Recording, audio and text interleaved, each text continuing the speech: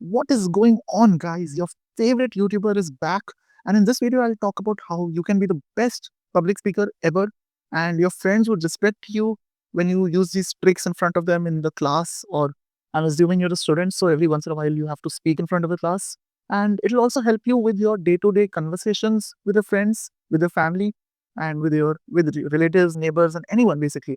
So this is a very educational video and I'll try to make it entertaining, but it's more of an educational video. And I'm glad you clicked on something educational instead of some random Mr. Beast entertaining videos, right? So, respect to you for that. Now, let's just get started. So, why should you listen to me? Why not listen to some random other famous salesmen or influencers instead of me? So, firstly, I have handled many public speeches. I've gone blank. I have known nothing about the topic and I've still gone and managed it very well. And people always remember my speech. Maybe not the best speech, but the most engaging speech is always mine. And this haircut is not very public speaker ish, whatever. So yeah, as you can see, I'm not going to be cropping out any parts from this video. This all video is going to be in one big piece. There's no trimming, joining, or anything as such, because I'm going to be speaking this all in one go. So I could have been speaking the same thing on a stage right now or in front of a class right now because it's the same thing, right? I'm not cropping, editing, joining, or anything as such, right? So these tips which you'll hear in this video would get you from that very nervous, typical Indian chubby, chapri-ish student to a very confident and very well-respected person. No matter what your situation is right now, you can go to like from day to night type of difference. Now, many people actually think that they don't need public speaking at all in their life. They're introverts and they think that you can be successful without having to be a good public speaker. But just remember that all the successful people have to give speeches in public regularly. And I just hope that maybe in the future you make some good project and someone like me or maybe me myself come up and take the credit of that because you were just too scared to present it. So yeah, that's a possible situation. So don't neglect public speaking. So let's just get started. So, what is the normal advice that you hear online? You hear be confident. Your parents may be telling you to just be confident. Your teachers will tell you that just come to the class, just be confident and speak and go. It's that simple. They try to simplify confidence quite a lot, but that does not work.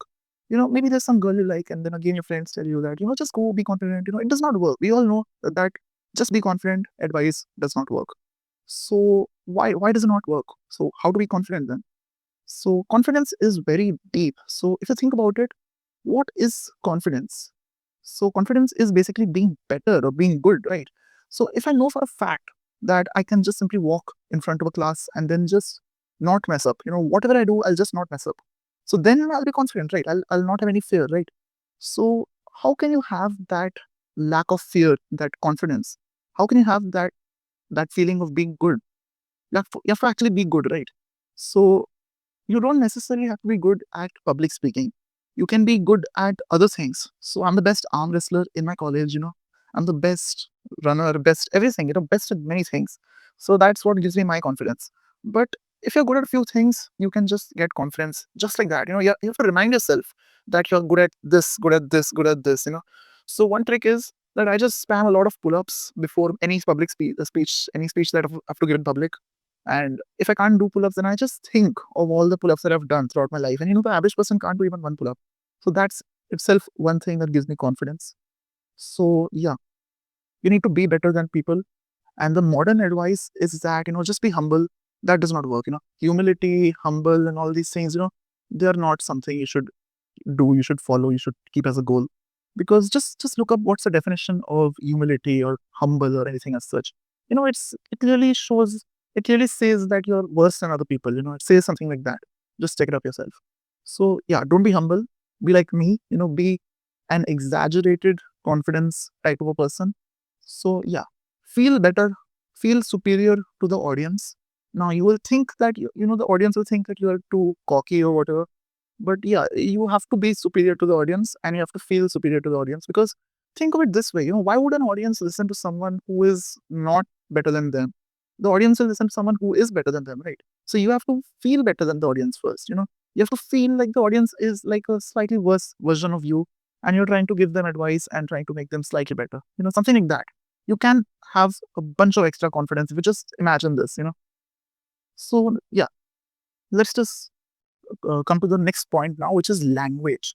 So I live in India. Now in India, most people don't know English. They know it, but they're not very fluent in it. Now I tell you, it's not actually the problem. Language is not actually the problem. You would think that it is, but it's not. I've been speaking English throughout my life, almost every day. I guess every day. Every day when I've spoken, I have spoken in English once in a while. I speak in English with my family, but that does not mean that I can go in front of an audience and then not stutter, because I still do. I actually realized how bad I am at speaking when I started recording these videos. Because I had to edit so many random things from the middle, from between. I had to crop, join, trim, and all that thing. It was so bad. That's when I realized that just simply speaking a language in your day-to-day life is not enough. You have to be good at, you have to practice, you have to be good at speaking in front of a camera, and you have to be good at speaking in front of an audience separately. They don't link very well. And just simply speaking that language with a family does not mean you can go and speak in front of an audience or front of a camera. Try it out. Put a phone, put a camera, just very informal. Just take a phone, start a recording, and just tell a story. And then you realize how bad your storytelling skills are. What a language, that does not matter. Language is not actually the problem. You can speak slower if you genuinely can't frame the sentences properly in that language. And it's very natural, taking breaks, taking breaths and stuff. That's a very natural thing. You don't need to be scared of taking a pause in between. That's very natural. So yeah. Now the next thing is memorization. Now, as you can see, I have this in front of me. I just noted down a few points. Now the handwriting is quite bad. Don't pause it and don't read it. But yeah, I did not make a full speech and memorize it word to word and then try to just read it out to you, because that would have been very boring. The problem with memorizing and then just reading it out is, like, there are two problems. If you forget something in between, because you've memorized it all word to word, if you forget something in between, you forget a lot of it. It breaks your flow completely, and you get that fear and that nervousness instantly. It's not a very good thing to memorize and go. And I have slightly bad memory, when it comes to memorizing words like this. And the second thing is, it just does not feel natural. Just imagine if I was reading something to you right now, you would just not be able to pay attention to it at all. So yeah, that's another thing. Now, just imagine all the YouTubers, all the influencers, all of them reading out text to you like a speech. That would have been so boring, and you would never have even scrolled on social media, or you would never have watched any video about anything, ever. It would have been that boring. So yeah, don't memorize, don't make a speech. Just write down a few points like this on a paper or something. It's possible, fold that paper and keep it on your hand, like somehow, and just open it in case you forget a point, or just memorize a few points. If you have like if you have 5 or 6 points, you can memorize it very easily. So yeah, that's basically it. So yeah, the next point is engaging the audience. So remember at the starting I said that I go to a speech blank, and then I can still manage to keep the audience engaged. That is mostly done through asking questions. So let's just say I'm given a topic which I just don't know anything about. The first step is I would go and ask the audience, like, do you know about this topic? How many of you know about this topic? Raise a hand. And then somebody would raise their hand. Then just call them, just maybe just let them speak from there, and then you add to that. So you don't need to know the topic at all, but you can engage the audience this way, by getting the information out of them and then adding your own stuff to that information. So yeah, you don't need to be very formal. Now, I just wore a black shirt here. I didn't put this button, but that's different. You don't need to be formal in the way you talk as well. You don't need to use fancy words. In fact, I would say that you should not use fancy words, even if it's the right word that is supposed to be there at that place. You can use simpler words. You can make grammar mistakes many times, because the purpose of a language is to not be correct with the grammar every time. The purpose of a language is to transfer a message from one person to another, and from a person to an audience, like in this case, which I'm talking about. So yeah, you can make grammar mistakes. Don't be scared of making grammar mistakes. Just let it be a little acceptable of a grammar mistake. Don't let it be too much of a grammar mistake. And yeah, don't be too formal. Don't use too fancy words. Many times use a simpler word instead of the correct word. Simpler words are better than correct words many times. So yeah, my phone is slipping. It's, I don't know why. Yeah. So the last few things, just don't chase perfection. Nobody can give a perfect speech ever. So there's no such thing as a perfect speech, because even in your day-to-day conversations, many times things could have been said better. Many times there is a misunderstanding many times. So you cannot give a perfect speech, whatever happens, but you need to face a fear. So uh, people think that the best public speakers are just not scared, but they are scared. Everyone is slightly scared. Everyone has that weird heartbeat going on before a speech.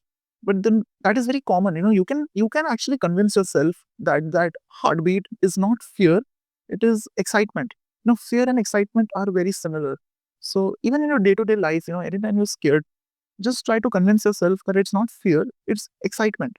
And the thing is, you can do the action anyway. You don't need to always feel perfectly fine to give a speech or to do anything. You need to feel just courageous. Courage is not like not feeling the fear. Courage is feeling the fear, but then facing it and doing the action anyway, right? So yeah, just go through a few public speeches in public a few times, mess up a few times. It does not matter. You will realize that it does not matter at all. And the first few speeches would be average. They will not be perfect.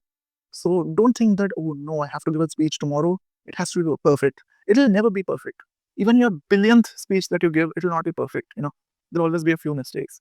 So just try to give an above average speech. Just try to give a speech that is slightly remembered by the audience after you're done. And yeah, that's it. You have to face your fear. There is no shortcut to this. You just have to go and give a speech. Give a small speech, but just go and give something. And your third or fourth speech, your fifth speech would be much easier as compared to your first speech. So yeah, as you saw, I did no editing in this video, like no trimming and joining. I spoke this all in one go. I could have spoken this entire thing in front of an audience as well right now, and I would have memorized these few points, it's 10 or 11 points. And yeah, it's that simple. An 10-minute, 11-minute speech, it's that simple. You don't have to worry that much. If I wanted to engage the audience for longer, I would have asked questions in between and I would have got it to half an hour or whatever, 20 minutes. So let's just end the video right here. A speech should not be very long, it gets boring after that. And follow these tips and tell me how it goes, and I'll see you all in the next video.